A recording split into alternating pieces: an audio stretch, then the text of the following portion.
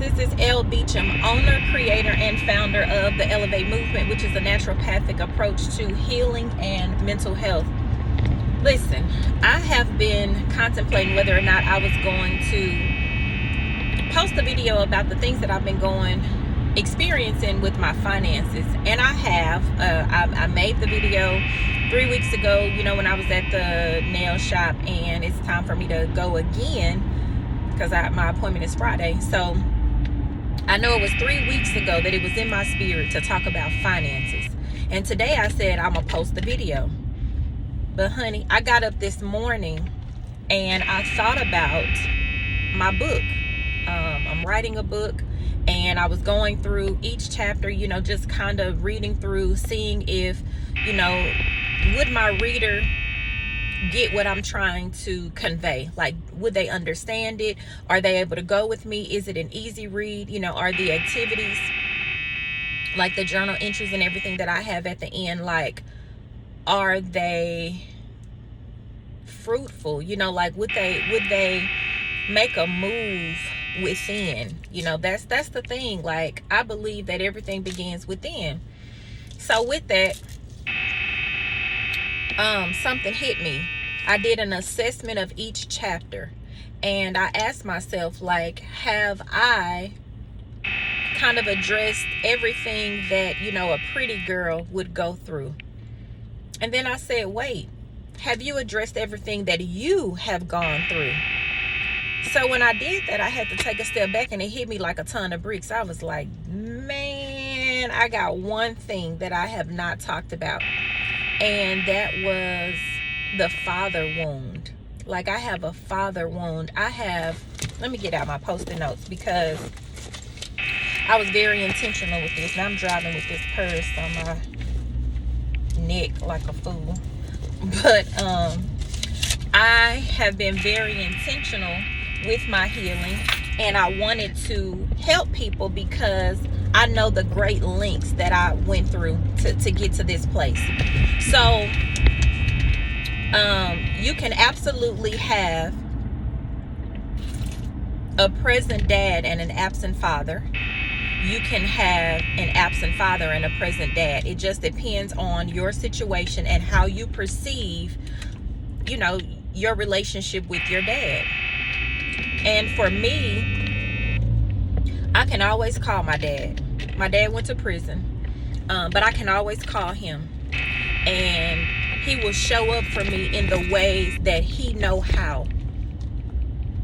And for a long time, I made excuses for him, like, because he is a phone call away, because he lived right down the street, because he would, encourage me in ways that my mom didn't. He was the first person that told me that my mother was jealous of me.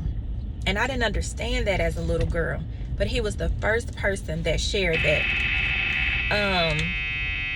Another thing that I experienced from having this absent father, present dad, I never had a man to show up for me in ways that was important to me or in ways that I needed.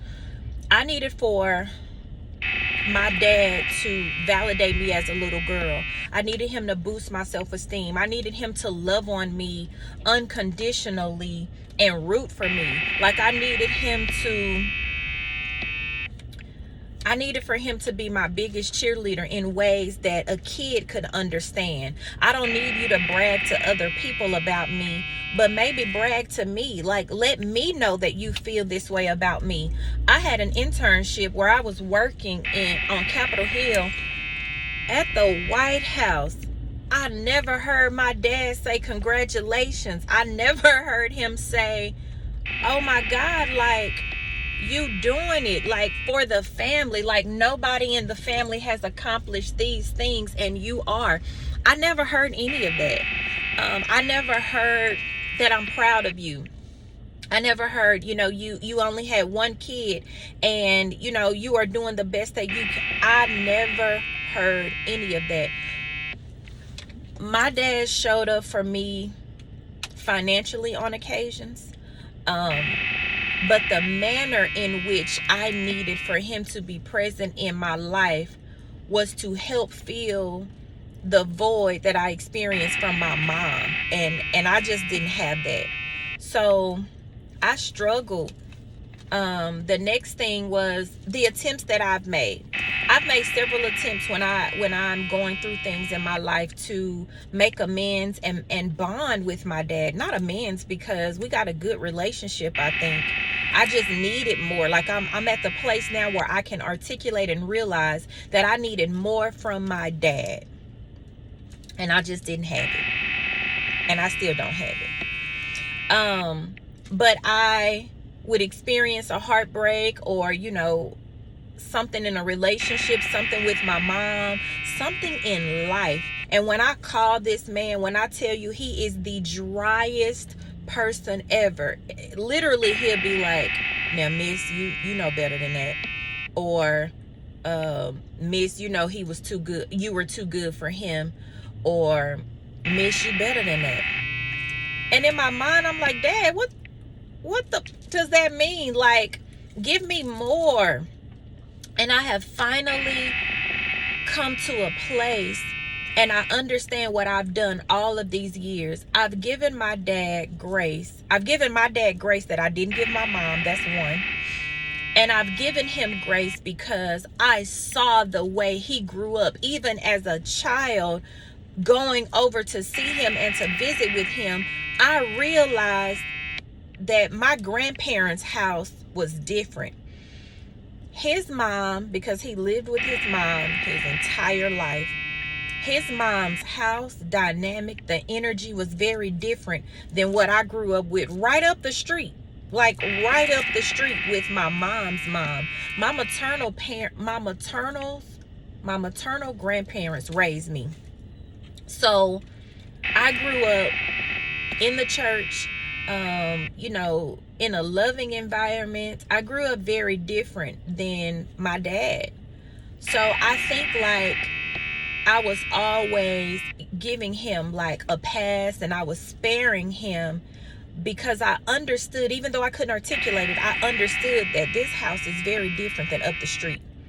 And the difference was huge. The difference showed up in all the kids. But as loving as I was to my dad, I made him hug on me because I would hug him. I would run and jump on him. Even to this day, I still ask my daddy to pick me up. Like, Daddy, pick me up. And I'm well in my 40s, but Daddy, pick me up. And he's 60 something. But I still want him to pick me up. How does the father wound show up for me today? Because it does. There are times that I struggle in relationship with men because I'm looking for a daddy in some regard or another. I'm looking for my person to validate me in ways that I probably should have had enough validation. Like, I'm looking for him to boost me up, give me some confidence. Sometimes it can be more than what a partner is supposed to do.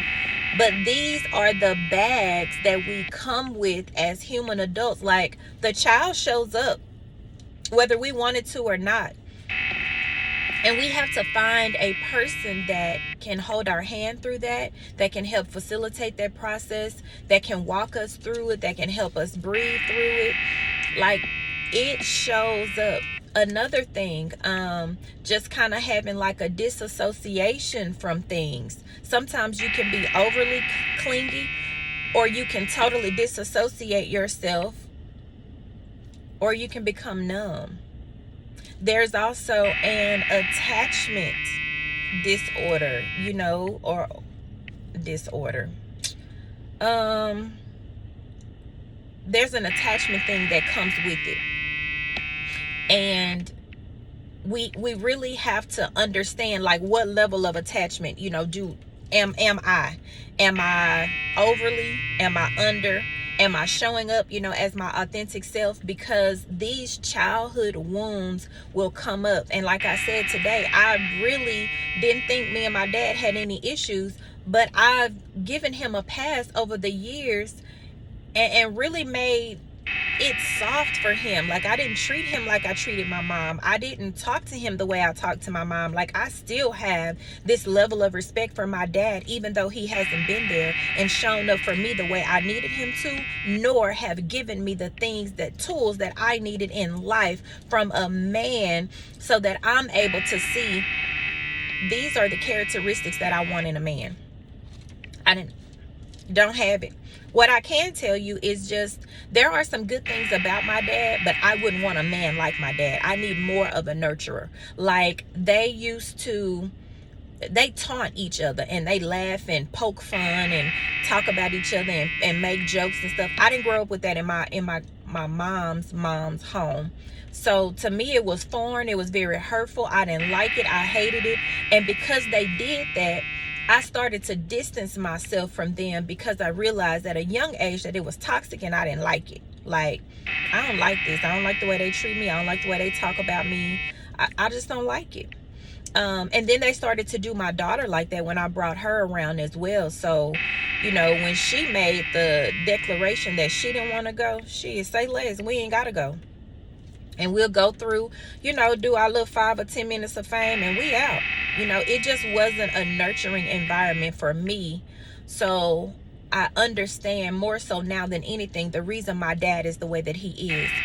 But that daddy wound, hear me out, whether you are a male or a female and you are listening to this video, the daddy wound, the mother wound, it shows up. That kid in all of us that was wounded and that gets hurt and all of that stuff, like, from our parents, that we never get to talk about it. We never, hash it out, go to therapy. We never get the apology. We never get some of the things that we think we should have gotten from those parents. It will definitely hit. It will sting. It will be uncomfortable. It'll show up in your adult life. But I'm here to tell you that what you can do to comfort yourself in that, there's this method called EFT. Sometimes you can just, rub your hand. These are energy ports, like, it brings you out of that emotional space and back to reality, for you to say, you know what, I'm not in that state. I'm not in that moment, but I can be present and feel it, but I don't have to take myself to a depressive state where I go down a rabbit hole and think of all of these things. So EFT kind of keeps your awareness to the forefront.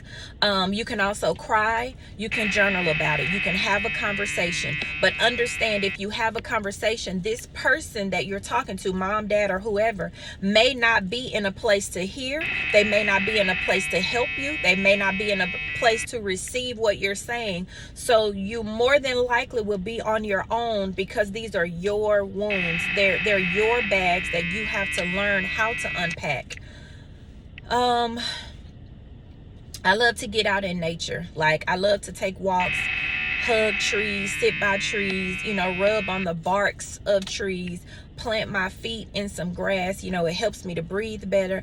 I kind of can catch my breath. I can, have an appreciation and an affinity for what God has done, is doing, in my life and around me.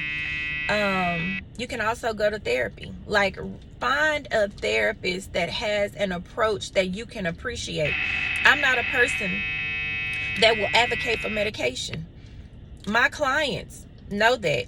They know that we're going to go through the cold sweats, the anger bouts, the detoxing, the changing of the diet. We are going to go through all of that, because what I won't do is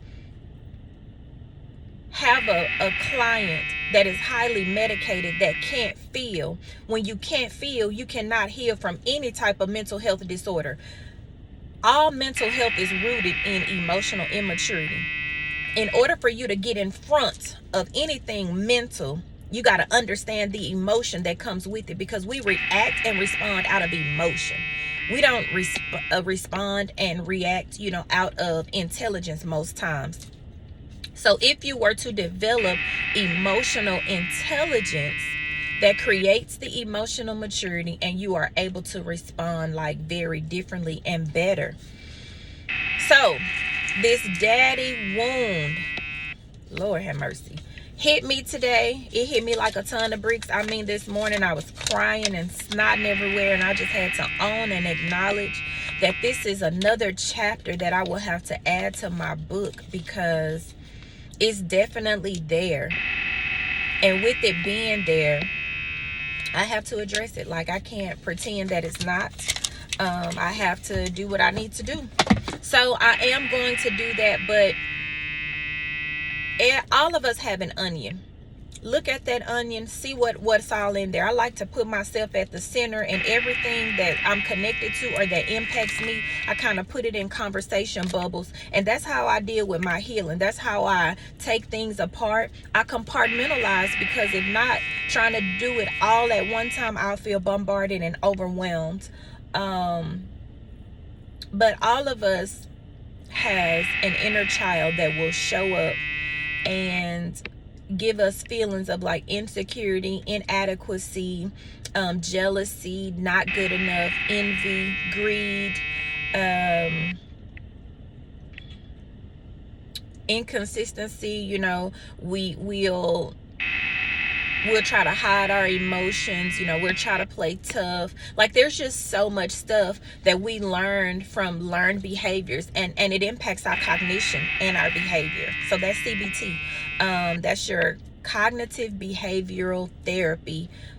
Those types of therapies, me included, we take all of that stuff apart and we understand why you do things. So with that, I need to understand more so how and why I'm moving the way that I'm moving in relationship. Like, how did this dad wound impact me in love, in relationships? Like, I need to take a deeper dive in that. But I know definitely one thing I did was I said that I would not get men like my dad. And the other thing was I needed men to be a little bit softer for me. So not really an alpha male, and I don't really like to categorize people, but just to give you an understanding of what I'm talking about, not so much an alpha male, but maybe a beta male, you know, or somebody that's in between. But somebody who's dogmatic, that bark orders and things like that, that doesn't work for me, because that's my dad. But I can say that over the years, my dad has a soft spot for me. He's never whooped me. He's never yelled at me. I don't even know if I've ever disappointed my dad. I don't know if I've ever hurt his feelings. I don't know if I've ever upset him, because these are not conversations that we have. So I don't know what to say and what not to say when it comes to a guy. Like, what's disrespectful, if you will, or what's borderline like ugly or hurtful. You know, I know that just common sense wise, yes, but I'm saying there's a certain way that you have to regard a man, and I just don't know that. Like, I'm in the process of learning it by way of relationships. I didn't even get it from my cousins. So the father wound is definitely a thing. The mother wound is definitely a thing. It shows up. All of us are adult children in some way or another, and I just recommend that if you know that these are your things that you struggle with, just try your best to unravel that onion, lay it all out, write it down. Try not to attack all of it at one time, because it'll be overwhelming, and it can kind of take your breath away, you know, if it's too much and you're not ready for it or prepared for it. Like, and this healing thing, this is the last thing, and I'm gonna let you guys go. But this healing thing, like, we really think healing is you deal with it and it goes away. No, healing is understanding how you respond to it and what you're feeling, and being able to accept that you got this issue, but you can handle it. Like, that's healing. Healing is a daily ritual, commitment, intention, promise to yourself that you're going to do something better, react and respond better. But this shit doesn't go away. That's really the point that I'm trying to make. It gets easier, but it doesn't go away. Like, everything that you're experiencing is for somebody else, so you'll be able to tell them, hey, this is how I got through this. This is what I did, blah, blah, blah, blah, blah. So just understand that.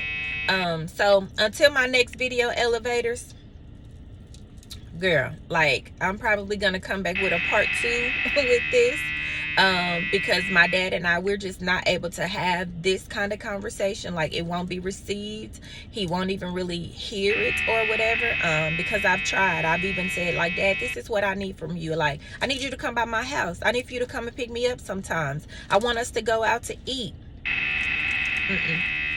He's just not that kind of guy. So I've really had to accept that, you know, my parents, I really don't know why God gave me these parents. But what I do know is that it propelled me into being the person that I am today, and seeking information and wanting to be better for my daughter and to other people. Like, I only want people to experience love by way of me. So I do my best with what I can to show up very differently than what was shown to me. So to my next video, elevators, like, man, you guys have no idea. The last video that I posted with the men will give you worms, like, it absolutely went viral. Thank you so much. Now YouTube is actually responding to me and kind of talking to me. So share my videos, like it. On Instagram, I am Alexandria's Hope 2015. I also have elevated arm candy for the bracelets. And then on Facebook, I am ELLV, capital VEIGHT. So Elevate. That's the name of the business, Elevate Movement LLC.